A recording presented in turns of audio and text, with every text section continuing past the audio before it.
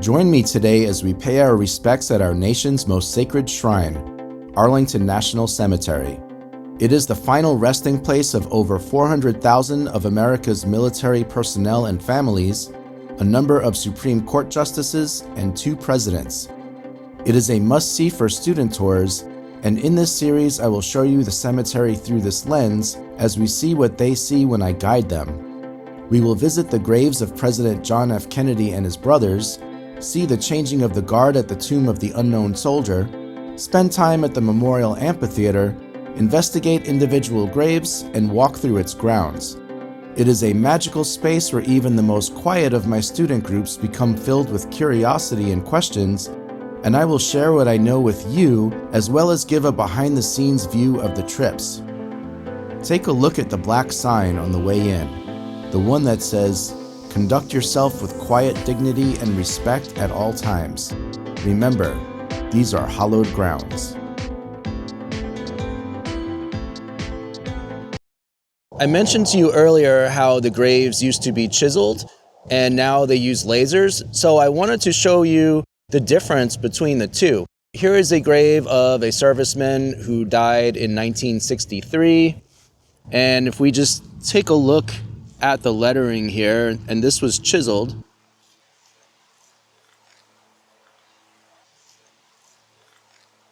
and right next to it is a grave of someone who was buried just 6 months ago. And we take a look here at the lettering. It looks absolutely perfect. So May 11th. Today is, right now it is the middle of November, so pretty much exactly 6 months ago.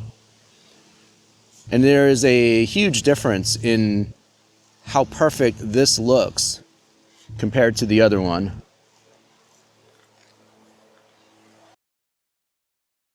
Something else that's really interesting about the headstones is that by the early 1900s, the marble was coming primarily from Massachusetts and Georgia.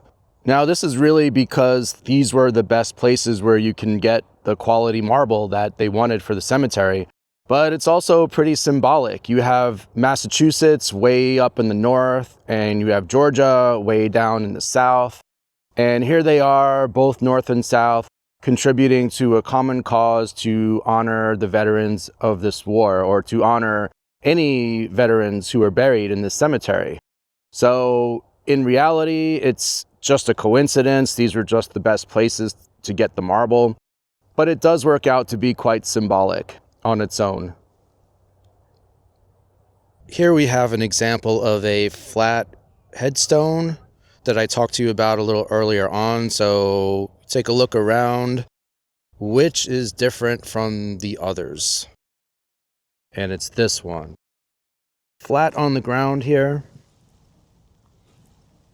We have Howard A. Graves, U.S. Coast Guard, World War II, 1895. He was born, 1961, passed away. And I do not know why his grave is a flat one. Usually these are used when the land is uneven and they feel that a standard headstone wouldn't stay upright over time. But this is a pretty flat area. The whole area is the same, so I don't know, maybe it was his wish for some reason. And there are not many headstones like this here at Arlington for some reason. There really aren't that many, but this is one of them.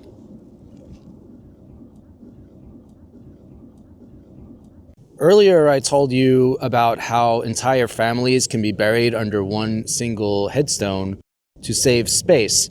Here is an example of a family buried together. So here we have the serviceman, and he served in the Navy during World War II. We see he survived because he passed away in 2008. On the other side, we see Doris M., his wife, and she passed away in 1992, and their daughter, April 16th, 1961.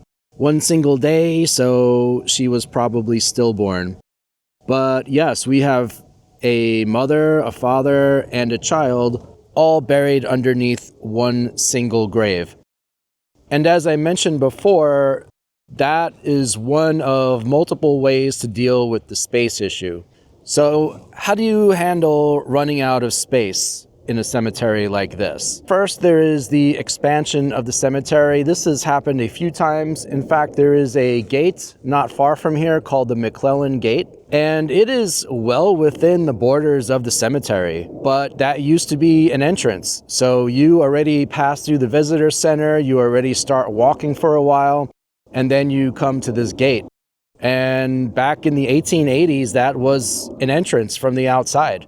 So the cemetery has grown since then. And right now, in this exact direction that I'm pointing, you can't see it from here, but the Air Force Memorial is back in that direction. At the moment, the Air Force Memorial is its own memorial, but they are actually tearing up the land around it because it sits right outside the cemetery. And soon, within the next 1 to 3 years, it will become part of the cemetery. All of that land that they're tearing up is going to look like what we're seeing in front of us. It will be all graves, and it will be part of the cemetery, and the Air Force Memorial will be a part of Arlington National Cemetery. So expanding the cemetery is one way, as we've already discussed, making the graves small and compact like this, and having entire families or husbands and wives together under one headstone is another way of saving space. Another way is to raise the requirements of who is allowed to be buried here. So to ensure that remaining space stays available, you basically raise the bar on the requirements to be buried. So as it stands at the moment, 1, you're eligible if you were killed during active duty. 2, if you were retired, if you had served 20 years or more. 3, if you earned a prestigious medal, such as the Medal of Honor or a Purple Heart or something along those lines. Or 4, if you were a prisoner of war. There was a time that if you were a veteran, you could be buried here, but now you have to meet one of those 4 requirements. The boxer Joe Louis, he is actually buried near this area. He is basically just up this path over here, and he served during World War II, but he actually did not meet requirements. But when he passed away, President Reagan was able to make an exception.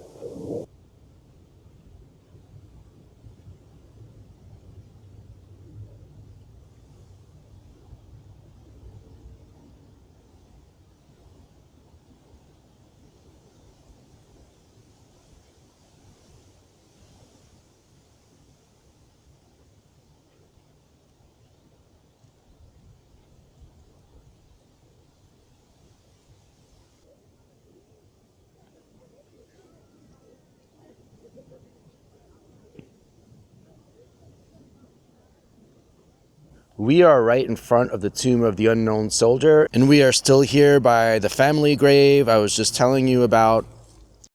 So pretty much when we are walking up to the tomb, and we come up from this direction here, I will stop here to both tell them about the family grave and also to let the people in the back catch up.